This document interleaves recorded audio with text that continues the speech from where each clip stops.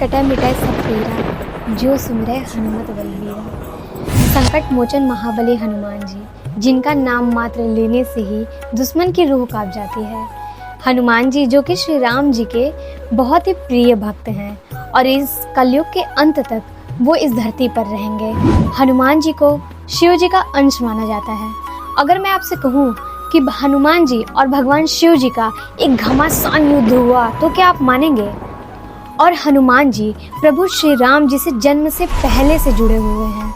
हनुमान जी से जुड़ी कुछ ऐसी बातें जिन्हें आज भी लोग नहीं जान पाए हैं। हनुमान जी वानर राज केसरी और माता अंजनी के पुत्र हैं, ये बात तो सब जानते हैं। लेकिन क्या आपको पता है कि माता अंजना पहले एक अप्सरा हुआ करती थी जिनका नाम था पुंजिकस्थला और वो इंद्रलोक में रहा करती थी। एक बार क्या हुआ, इंद्रदेव और ऋषि दुर्वासा कुछ बात कर रहे होते हैं और तभी बार बार पुंजिकस्थला आके ऋषि दुर्वासा का ध्यान भटका रही थी। और तभी ऋषि दुर्वासा को इतना क्रोध आया कि उन्होंने क्रोध में उनको श्राप दे दिया कि वो धरती पर वानर रूप में जन्म लेंगी। तब पुंजिकस्थला ने बहुत क्षमा याचना की। तब ऋषि दुर्वासा ने कहा कि जाओ, तुम जब शिव के अंश को जन्म दोगी तब तुम्हारा श्राप खत्म हो जाएगा और तुम अपने स्वरूप में आ जाओगी। उसके बाद देवी अंजना का जन्म धरती पे हुआ और उनका विवाह वानर राज केसरी के साथ हुआ। फिर उन्होंने धरती पर कड़ी तपस्या की और वायुदेव को प्रसन्न किया। वायुदेव ने प्रसन्न होकर उनको आशीर्वाद दिया। तब उन्होंने हनुमान जी को जन्म दिया। हनुमान जी से जुड़ी एक ऐसी बात जो आज तक ज़्यादा लोग जानते ही नहीं हैं। हनुमान जी प्रभु श्री राम जी से अपने जन्म से पहले से जुड़े हुए हैं। जब राजा दशरथ ने संतान प्राप्ति के लिए यज्ञ करवाया तब अग्निदेव प्रकट होकर प्रसन्न होकर उन्हें एक खीर का कटोरा देते हैं। वो खीर का कटोरा तीनों रानियों में बांट दिया जाता है, लेकिन माता कैकेयी के खीर के कटोरे को छीन कर भाग जाती है। जब वो अंजनी पर्वत के ऊपर से जा रही होती है तभी उसके मुंह से वो खीर वहीं छूट जाता है और वो खीर माता अंजनी को मिल जाता है और माता अंजनी उस खीर को खा लेती है।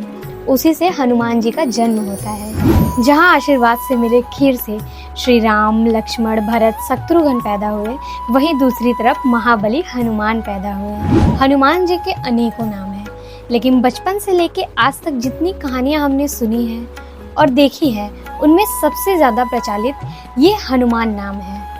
हर जगह बजरंगबली को हनुमान जी ही कहा जाता है, लेकिन ये नाम उनको जन्म से नहीं मिला था।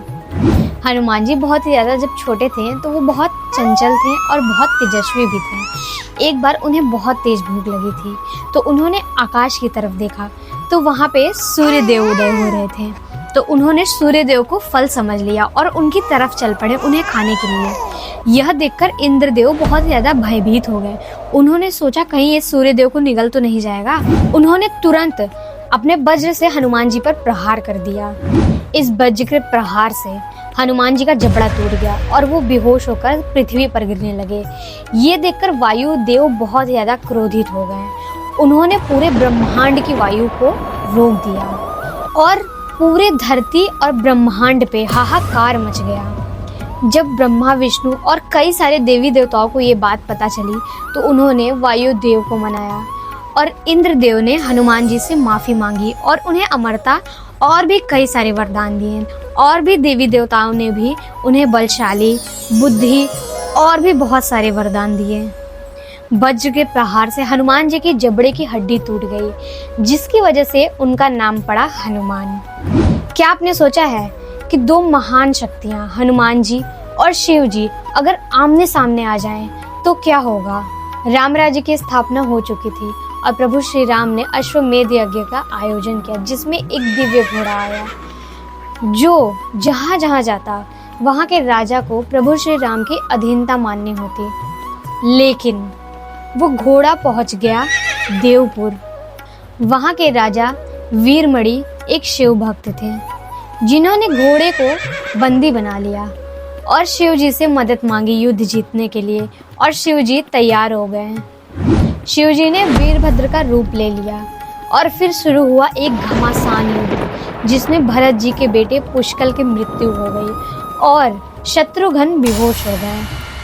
श्री राम जी की सेना को हारते हुए देख हनुमान जी स्वयं युद्ध भूमि में आ गए।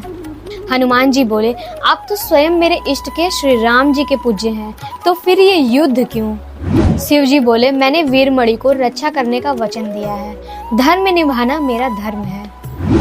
और फिर शुरू हुआ एक घमासान युद्ध। हनुमान जी ने एक बड़े से पत्थर से शिव जी के रथ को टुकड़े टुकड़े कर दिए और शिव जी के सीने पर प्रहार किया। इस वार के जवाब में शिव जी ने अपने त्रिशूल से तेज से हनुमान जी की तरफ त्रिशूल अपना चलाया। हनुमान जी ने त्रिशूल को हाथ में लेकर उसके भी टुकड़े टुकड़े कर दिए। उसके बाद शिव जी ने हनुमान जी पर शक्ति से प्रहार किया। यह शक्ति इतनी तेज थी कि हनुमान जी के सीधे सीने में लगी और हनुमान जी का संतुलन तुरंत बिगड़ने लगा। शिव जी ने हनुमान जी को चेतावनी दी कि अब वो उनका संहार करके रहेंगे। फिर शिव जी ने हनुमान जी पर एक मूसल से वार किया और हनुमान जी श्री राम को ध्यान करते हुए उस मूसल को भी टाल दिया। और फिर हनुमान जी ने शिव जी पर पत्थरों और पेड़ों की वर्षा शुरू कर दी। ये युद्ध लंबे समय तक चला और अंत में हनुमान जी की जीत हुई।